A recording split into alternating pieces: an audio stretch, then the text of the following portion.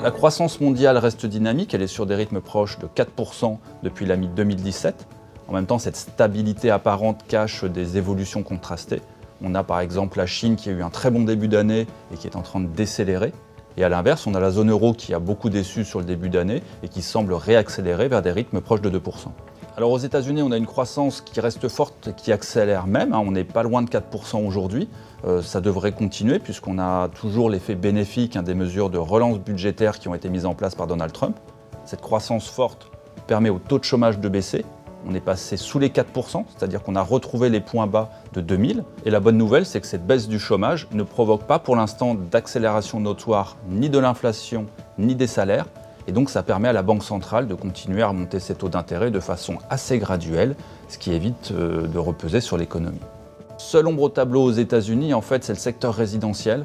On a un petit tassement depuis quelques mois. Difficile de dire pour l'instant si c'est juste une pause ou un retournement, mais c'est quelque chose qu'il va falloir suivre dans les prochains mois.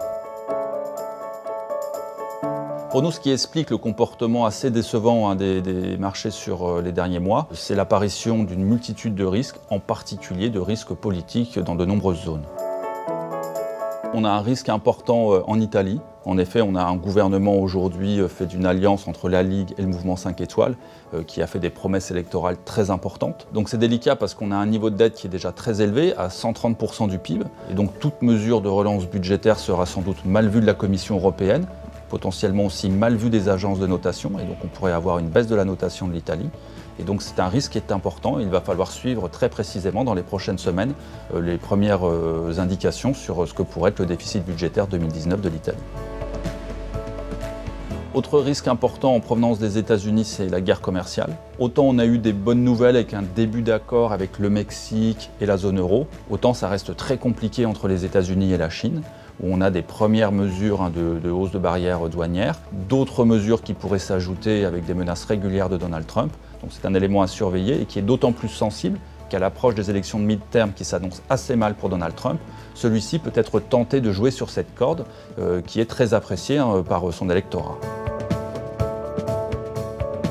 Autre zone d'inquiétude, les pays émergents, avec d'abord la Turquie, bien sûr, qui a connu une très importante baisse de sa devise durant l'été. La Turquie cumule des problèmes fondamentaux de déficit budgétaire et de déficit courant. S'est ajouté à cela récemment la nomination d'un proche d'Erdogan au poste de ministre des Finances, qui crée des doutes sur la gouvernance du pays. L'élément à suivre dans les prochains mois et à surveiller, c'est sans doute le comportement de la Banque centrale pour voir si elle est capable de prendre les mesures nécessaires pour soutenir la devise. Le Brésil est également un pays qui nous inquiète et qu'il faut surveiller. On a un déficit budgétaire qui est important, on a des élections très proches qui vont permettre de dégager un nouveau gouvernement. Le comportement de ce gouvernement par rapport au déficit budgétaire sera un élément clé à surveiller. Et enfin, il y a la question chinoise, avec des doutes sur la vigueur de la croissance. Après un très bon début d'année, les chiffres sont plus inquiétants maintenant. Alors on a eu tout un plan de mesures qui ont été annoncées. Pour l'instant, il n'y a pas d'impact concret. Il va falloir voir dans les prochains mois si effectivement ces mesures permettent à la croissance de réaccélérer. Donc dans ce contexte, nous avons décidé d'adopter une position d'attente en diminuant la part des actifs risqués. L'idée est de surveiller les différents risques, en particulier le risque italien. Si on a des bonnes nouvelles dans les prochaines semaines avec un budget un peu meilleur que prévu, il est probable que nous réaugmentions l'exposition aux actifs risqués. Il ne faut pas oublier qu'on a quand même une tendance de fond qui leur est favorable, avec un accroissement régulier des résultats. Et puis à l'inverse, une tendance de fond beaucoup moins favorable aux actifs non risqués, avec une hausse régulière de ces taux par la Banque centrale américaine. Et donc pour conclure, nous pensons que dans ce contexte plus incertain, avec aussi l'approche de la fin du cycle de croissance économique, il est important de rester réactif, mobile et de ne pas se figer dans des scénarios trop prédéterminés.